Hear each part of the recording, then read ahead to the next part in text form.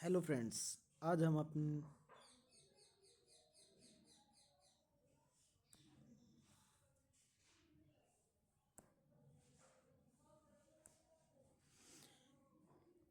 Hello friends, आज हम बाल विकास और शैक्षणिक शास्त्र के बारे में पढ़ेंगे। देखो, सबसे पहला टॉपिक है वृद्धि और विकास। इसके अंदर हम अंतर को देखेंगे, ये वास्तव में होता क्या है उसके बारे में जानेंगे। विकास एक ऐसी प्रक्रिया है जो सतत चलती रहती, मतलब विकास एक ऐसी प्रक्रिया है जो कभी भी नहीं रुकती, जैसे जिसमें गुणात्मक परिवर्तन, परिमाणात्मक परिवर्तन और मात्रक परिवर्तन दोनों शामिल होते हैं। वृद्धि के अंदर हेलो दोस्तों, आज हम पढ़ेंगे बाल विकास और शैक्षणिक शास्त्र के बारे में। बाल विकास और शैक्षणिक शास्त्र में कुछ टॉपिक्स हैं, जैसे ग्रोथ और डेवलपमेंट सबसे मेन टॉपिक है। विकास की एक ऐसी प्रक्रिया है जो सतत चलती रहती है, मतलब ऐसी प्रक्रिया जो हमेशा चलती रहे, चाहे उसमें गुण परिवर्तन आए चाहे परिमाण परिवर्तन आए, ये दोनों परिवर्तन होते हैं। एक परिवर्तन कहलाता है वृद्धि और एक कहलाता है विकास। वृद्धि क्या है? कुछ समय के बाद में रुक जाती है। जब बच्चा मैच्योर हो जाएगा तो उसकी हाइट, ग्रोथ, ये सब रुक जाती है। पर विकास विकास एक ऐसी प्रक्रिया है जो कभी भी नहीं रुकती। कोई भी स्किल डेवलपमेंट होती है वो विकास के अंदर आती है। ठीक है। अब देखो, गुणात्मक परिवर्तन क्या होता है? कौशल शैली, जैसे वे ऑफ डूइंग समथिंग, कोई कार्य कर कैसे करते हैं उस तरीका, कार्य क्षमता की, वह कितना कार्य कर सकता है, डूइंग समथिंग। और इमोशनल अंडरस्टैंडिंग वे बढ़ती है, वे होती है क्वालिटेटिव चेंज। फिर आता है परिमाणात्मक परिवर्तन। तो इसमें बच्चे की हाइट, वेट, शेप, यानी व्यक्ति की हाइट, वेट और शेप बढ़ता रहेगा।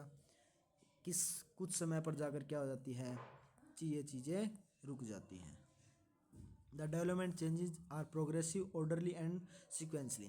ये क्या होती हैं? लगातार होती हैं, एक क्रम में चलती हैं, और सिक्वेंसली एक सीरीज से चलती हैं। सतत का अर्थ है लगातार चलते रहना, पीछे की अवस्था पुनः ध्यान नहीं देना, यानी नॉन रिवर्सिबल पुट इमोडिफिकेबल। मतलब जो क्या है, सतत है, उसमें क्या होता है कि प्रक्रिया रिवर्सिबल नहीं होती, यानी जो एक बार कर लिया वो, उसमें हम मॉडिफिकेशन कर सकते हैं, उसे बदल नहीं सकते। आगे देखिए, अब बात करते हैं विकास की।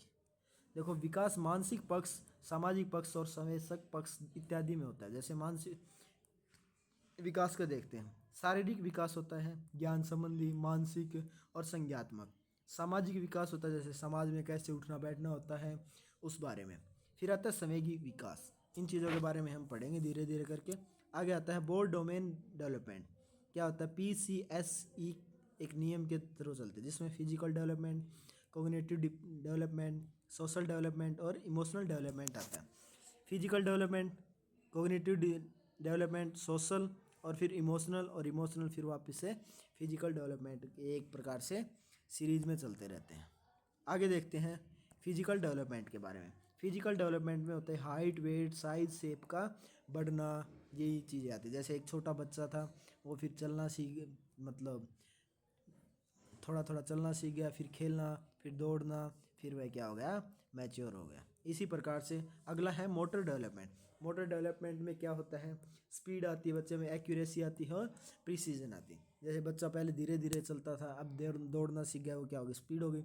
एक्यूरेसी, पहले टेढ़े मेढ़े कदमों से चलता था, अब क्या कर रहा है बच्चा, बिल्कुल सही से चल पाता है। ये क्या है? एक्यूरेसी। और फिर देखते हैं मोटर डेवलपमेंट। मोटर होता है, मोटर देखो, कोई मोटर क्या होती है? जो ऐसी चीज़ जो चलती है, तो ऐसी गति से संबंधित पक्ष शरीर के विकास संबंधित होता है। जैसे ग्रोस मोटर स्किल होती हैं और फाइन मोटर स्किल होती है। ग्रोस मोटर में क्या होती है? जैसे बड़ी मसल, आर्म की मसल और लेग मसल, ये किस में आती हैं? ग्रोस मोटर में आती हैं। और फाइन मोटर्स में क्या आती हैं? जैसे छोटी छोटी मसल, आँख की मांसपेशियाँ, हाथों की मांसपेशियाँ, ग्रोस फाइन डेवलपमेंट में होती हैं। ठीक है, समझ आ रहा है सभी बच्चों को? चलो आगे बढ़ते हैं। ग्रोस मोटर स्किल के बारे में हम आगे देखते हैं। अब देखो, ग्रोस मोटर स्किल क्या होती है? स्थूल गति कौशल, घुटनों के बल चलना, फिर खड़े होकर चलना, फिर दौड़ना, कूदना, वॉकिंग, रनिंग, जंपिंग, ये सभी किसमें आते हैं? ग्रोस मोटर स्किल के अंतर्गत आते हैं। फिर आते हैं फाइन मोटर स्किल। इसमें क्या होती है? उंगली, अंगूठे के जरिए कुछ उठाना, रेत में पैरों को उंगलियों घुमाना, ड्राइंग करना, पेंटिंग करना, लिखना, काजल लगाना, ये सभी किसके अंदर आते हैं? Fine motor. तो दोनों में अंतर समझ में है, ग्रोस और फाइन में। आगे बात करते हैं कोग्निटिव यानी संज्ञात्मक पक्ष के बारे में। इसमें बच्चे की मानसिक क्षमताओं का विकास होने लगता है। संज्ञान का अर्थ है दिमाग और बौद्धिक क्षमताओं का विकास, जैसे सोचना, तर्क करना, कल्पना करना, याद रखना। मेमोरी का मतलब क्या है? याद रखना। भाषा विकास यानी बोलना सीख जाना। अब देखो, ब्रेन को हमने दो हिस्सों में डिवाइड किया, एक होता है लेफ्ट ब्रेन और एक होता है राइट ब्रेन। लेफ्ट ब्रेन का काम होता है लॉजिकली और राइट ब्रेन का काम होता है क्रिएटिवली। साइंस, मैथ और लैंग्वेज जैसी चीज़ें हमारा लेफ्ट ब्रेन यूज करता है। ड्राइंग, म्यूजिक, डांस जैसी एक्टिविटी हमारा कौन सा ब्रेन काम में आता है? राइट ब्रेन काम में आता है। ठीक है, आगे बात करते हैं सोशल डेवलपमेंट की। सोशल डेवलपमेंट में क्या होता है? समाज के अंतर्गत निहित नियमों का अनुपालन करना, जैसे मोरल डेवलपमेंट जैसी संबंधी बातें। इस प्रोसेस में learning, adaptive installation, internationalisation, the value of normal social, मतलब सोशल में जैसे समाज में कैसे उठना है, बैठना है, उन चीज़ों को सीखता है, कैसे बातें करनी है। Socialisation is a life long process starting from infant to death. और सोशलाइजेशन कब? जब बच्चा छोटा होता है तब वह रोकर अपनी बातें करता है, और वह बूढ़े होते होते जब तक वह मर नहीं जाता तब तक वह अपने आप में सोशल डेवलपमेंट करता ही रहता है। फिर बात करते हैं इमोशनल डेवलपमेंट। रेथम के अनुसार संवेग, यानी संवेग क्या था? भावना है जो हमारे अंदर रंग भरती है। जैसे इमोशन कलर आवर लाइफ, यानी जो जैसे कोई व्यक्ति के अंदर इमोशन ही नहीं होगी, वह शुष्क पड़ा रहेगा, उसे किसी चीज़ से कोई मतलब नहीं होगा। तो इमोशनल डेवलपमेंट भी हमारे शरीर में ज़रूरी है, क्योंकि वो हमारी ज़िंदगी को खुशहाल बना देता है। Emotional development is always knowing and managing your emotion. और इमोशनल डेवलपमेंट से क्या है? आप जैसे दुख का माहौल है तो आप रोएंगे, या फिर दुख जाहिर करेंगे, आंखों में आंसू आ जाएंगे। खुशी का माहौल है तो आप नाच के दिखाएंगे। ये क्या है? एक प्रकार से इमोशंस है। तो इमोशन आर इररिलेटेड। ठीक है भाई, आगे बात करते हैं विकास, यानी विकास की नहीं, विकास तो हम समझ चुके हैं। अभी बात करते हैं ग्रोथ की। यह विकास की वह छोटा हिस्सा है, यह विकास का ही छोटा हिस्सा है, एक प्रकार से वह विकास का छोटा हिस्सा है। फिर आती बात मैच्योरिटी। मैच्योरिटी भी विकास का एक हिस्सा है। परिपक्वता आनुवंशिकता से संबंधित है। परिपक्वता क्या होती है? आनुवंशिकता से संबंधित होती है, इनहेरिटी से संबंधित होती है। मैच्योरिटी हाई रिलेटेड इनहेरिटी, आनुवंशिकता। देखो, जैसे जैसे बच्चा बड़ा होता जाएगा उससे मैच्योरिटी आती जाएंगी, वह इंसान बड़ा हो जाएगा तो क्या हो जाएगा? उसे बोलना चालना हर प्रकार से क्या हो जाएगा?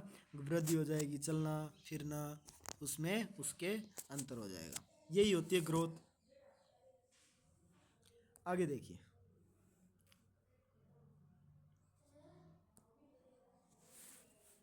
आगे बात करते हैं क्वांटिटेटिव और स्ट्रक्चर चेंज क्या होता है। छोटा होना, पतला होना, लंबा होना, आकार में वृद्धि होना, छोटा होना, ये क्या है?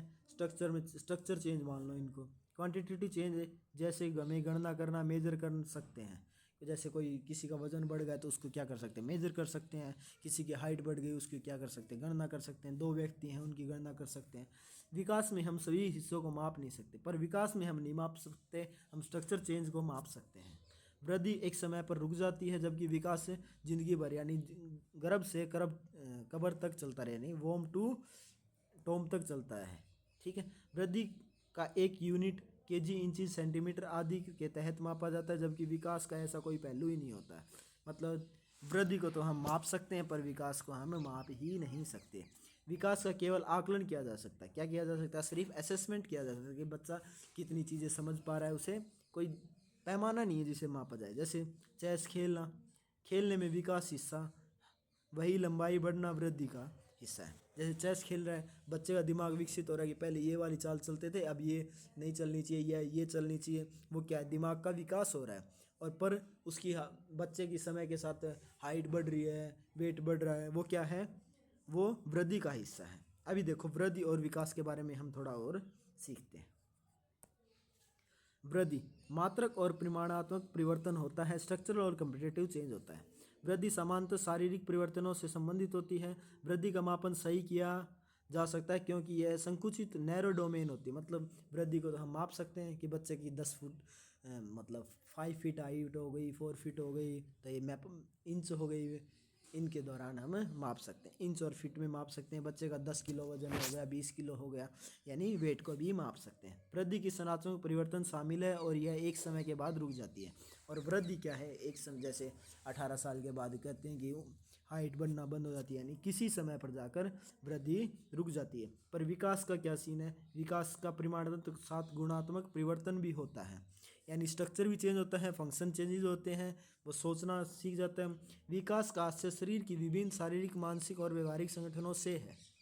विकास का मापना कठिन है, इसका सिर्फ आकलन किया जा सकता है और यह एक ब्रॉड व्यापक रूप से इसे जानना पड़ता है। विकास का प्रयत्न फंक्शन परिवर्तन शामिल है और यह निरंतर चलता रहता है। विकास क्या है? निरंतर चलता रहता है। आगे देखिए कुछ नोट है, इस नोट्स को पढ़ेंगे और फिर वृद्धि और विकास में अंतर देखेंगे। नोट देखिए, सत्यापर्थों का विकास संज्ञानात्मक विकास के अंतर्गत होता है। स्टेपों का अर्थ है सप्रत्यों का अर्थ है होता है कि किसी चीज़ के प्रति कॉन्सेप्ट बनाना। कॉन्सेप्ट बनाना किस में आता है? संप्रत्यों के विकास के अंदर आता है। हम लोग पाते हैं कि कॉन्सेप्ट दिमाग में बनते हैं, ठीक है। फिर बात करते हैं वृद्धि और विकास में अंतर। ये क्या होता है? वृद्धि होती है मात्रात्मक और परिमाणात्मक परिवर्तन, और व्यापक यानी डेवलपमेंट क्या होता है? परिमाणात्मक के साथ साथ गुणात्मक परिवर्तन भी होता है। वृद्धि सामान्यतः शरीर के परिवर्तन से संबंधित है, जबकि विकास का आशय शरीर के विभिन्न शारीरिक अंग व्यवहारों से भी, यानी इसमें मेन शब्द क्या है? व्यवहारिक संगठन से भी संबंधित है। वृद्धि का मापन सही से किया जा सकता है और लेकिन विकास का कोई मापन नहीं है, उसका सिर्फ आकलन किया जा सकता है। इसमें संरचनात्मक परिवर्तन शामिल है और एक समय बाद यह रुक जाती है। वृद्धि क्या है? इसमें संरचनात्मक परिवर्तन यानी शरीर की संरचना के संबंधित परिवर्तन शामिल हैं और एक समय बाद ये रुक जाते हैं। इसमें प्रक्रियात्मक परिवर्तन शामिल है और यह निरंतर चलता रहता है। कब से कब तक? जन्म से मृत्यु तक। अब देखो स्टेज पढ़ेंगे, स्टेज ऑफ डेवलपमेंट, किस किस स्टेज पे कैसा कैसा डेवलपमेंट होता है उनके बारे में हम धीरे धीरे पढ़ेंगे। पहले आता है शिशु अवस्था यानी इन्फेंसी, यानी 0 से 2 वर्ष में जो विकास होगा उसे शिशु अवस्था बोलेंगे। फिर आता है पूर्ण बाल्यावस्था, यानी 2 से 6 वर्ष के बीच में जो विकास होगा उसे पूर्ण बाल्यावस्था में बांटेंगे। फिर उत्तर बाल्यावस्था 6 से 12 वर्ष, और 12 से 18 वर्ष क्या आ जाती है? एडोलेंस यानी किशोर अवस्था, ठीक है। WHO का मानना है कि 10 से 19 वर्ष की आयु में किशोर अवस्था के अंतर्गत आती है। 10 से जो 19 की उम्र है वो किसके अंतर्गत आती है? एडोलेंस पीरियड के अंदर आती है। किसके अकॉर्डिंग? WHO के अकॉर्डिंग। ओके, सभी को बात समझ में आ रही है? आगे देखते हैं। अब एक नोट आता है और फिर एक एक करके हम इनकी सारी स्टेजेस को पढ़ेंगे। शिशु अवस्था से पहले एक अवस्था होती है जिसे पेरेंटल एज कहा जाता है। इस अवस्था में बच्चा गर्भ के यानी माँ के पेट में ही होता है। इसका समय अंतराल गर्भ अवस्था जन्म अंतराल 9 महीने से 9 महीने 10 दिन या फिर 280 दिन या 40 सप्ताह तक होता है। इस अवस्था का पूर्ण विकास गर्भवती माँ पर ही निर्भर करता है। शिशु अवस्था के बारे में हम एक एक करके अब स्टार्ट करते हैं। जन्म से लेकर 2 वर्ष तक क्या होती है? शिशु अवस्था होती है। इसमें क्या बच्चे क्या सीखता है? ज्ञानेंद्र यानी सेंसेस को सीखता है, जैसे किसी चीज़ को टच करना, थोड़ा गर्म का पता लगना, ठंडे का पता लगना, ये चीज़ें कब सीखता है बच्चा? शिशु अवस्था में सीखता है। मोटर एक्शन गति करना सीखेगा, प्याजे का भी कहना, ठीक है। धीरे धीरे बोलना सीखने की कोशिश, कुछ रोना सीखना, ये किस अवस्था में होते हैं? 0 से 2 वर्ष की आयु में होती हैं। इसे बोलते हैं शिशु अवस्था। सेंसिटिव पीरियड, खतरा भी भारी होता है। इस समय पर बच्चे की ग्रोथ भी सबसे ज़्यादा होती है और इस समय पे बच्चे पे खतरा भी सबसे ज़्यादा होता है। फिजिकल डेवलपमेंट और मेंटल डेवलपमेंट फास्ट होता है। इस समय पे ही फिजिकल और मेंटल यानी शारीरिक और मानसिक दोनों ही डेवलपमेंट बहुत तेज़ गति से होते हैं। फिर आती है पूर्व बाल अवस्था यानी अर्ली चाइल्डहुड। इसमें 2 से 6 वर्ष तक का समय होता है। इसमें बोलते हैं खिलौना आयु भी इसे कहा जाता है, प्ले एज या एरिक्सन भी इसे कहा जाता है। फास्टेस्ट लैंग्वेज डेवलपमेंट, जब बच्चा 2 वर्ष का हो जाता है, 2 से 6 वर्ष के बीच में बच्चा भाषा का ज्ञान सीखना शुरू कर देता है। तो यानी सबसे जल्दी भाषा का विकास 2 से 6 वर्ष की एज में ही होता है। नकल करना भी सीख जाता है। भाषा विकास के लिए पूर्व बाल्यावस्था, तो भाषा विकास के लिए ही से इस पूर्व बाल्यावस्था कहा जाता है, ठीक है। इसमें बच्चा संवेदनशील हो जाता है, यानी चीज़ों को समझने लग जाता है, रिएक्ट करना शुरू कर देता है। कोई उससे गुस्सा कर रहा है तो उस पर भी उसका रिएक्शन होगा, कोई प्यार कर रहा है तो उसके पास जाएगा। ये उसके क्या हो जाते हैं? पूर्व बाल्यावस्था में ये उसके डेवलपमेंट होता है। फिजिकल डेवलपमेंट भी बहुत आफ्टर बर्थ क्या होता है? फास्ट होता है। सोशलाइज आल्सो रैपिड, और लोगों से सोशलाइज करना भी स्पीड से होना शुरू हो जाता है। फिर आती है लेटर चाइल्डहुड। फिर क्या आती है उत्तरी बाल्यावस्था यानी 6 से 12 वर्ष की उम्र। इसमें क्या करना शुरू कर देता है टोली अवस्था यानी दोस्त बनाने सीख जाएगा, गेम खेलने सीख जाएगा, स्कूल में जाना शुरू हो जाएगा, लॉन्ग टर्म फ्रेंडशिप यानी ऐसे दोस्त बना लिया जो उसके लंबे समय तक यानी बोलते हैं ना लंगोटिया यार यानी बचपन का मित्र। फिजिकल डेवलपमेंट भी उसका क्या हो जाता है स्लो हो जाता है, थोड़ा थोड़ा फिजिकल डेवलपमेंट उसका क्या हो जाता है स्लो हो जाता है। और उसकी मैच्योरिटी आनी शुरू हो जाती है बहुत स्पीड से। मोटर डेवलपमेंट यानी दौड़ना भागना ये चीज़ें उसकी बहुत ज़्यादा सक्रिय हो जाती हैं। सुस्पष्टता अवस्था इंडस्ट्री वर यानी क्या इरेक्शन के अनुसार। आगे देखते हैं किशोर अवस्था एडोलेंस पीरियड, ये सबसे ज़्यादा इम्पोर्टेंट है। ट्रांसिशन पीरियड परिवर्तन का काल होता है। इसमें क्या होता है गोल्डन यानी सबसे इंपॉर्टेंट बताया ना मैंने, गोल्डन पीरियड भी बोला जाता है। स्ट्रेस और स्टॉर्म यानी तनाव और तूफान की अवस्थाएं स्टेलन के द्वारा। लीडरशिप स्किल मतलब उसमें ऐसे आ जाता है लीडरशिप की भावनाएं आ जाती है, एकजुट होना सीख जाते हैं, एकता की भावना आ जाती है। लेक ऑफ इमोशन स्टेबिलिटी और इमोशंस होते हैं वो स्टेबल नहीं रहते, कभी उधर जाएगा कभी उधर जाएगा, कभी दिमाग में कुछ चलेगा कभी कुछ चलेगा। ये किशोर अवस्था के अंतर्गत आते हैं।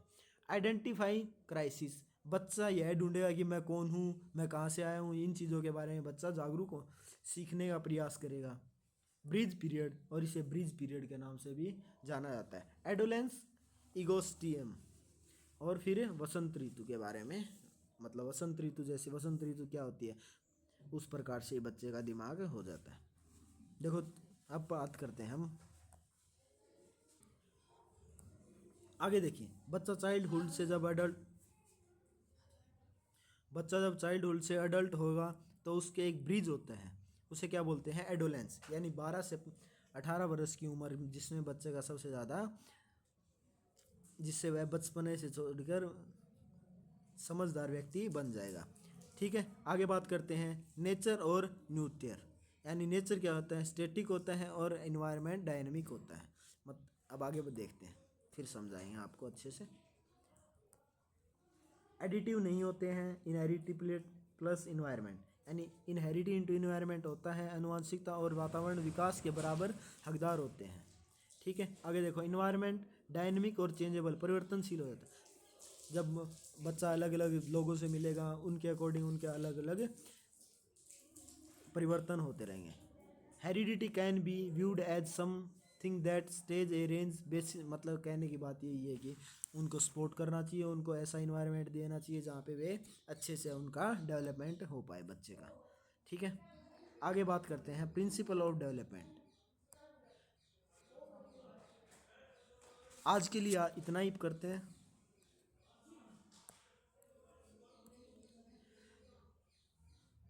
तो आज की क्लास में हमने सीखा ग्रोथ एंड डेवलपमेंट के बारे में। आज के लिए इतना ही, अगली क्लास में हम मिलते हैं नए टॉपिक के साथ। Thank you and have a nice day.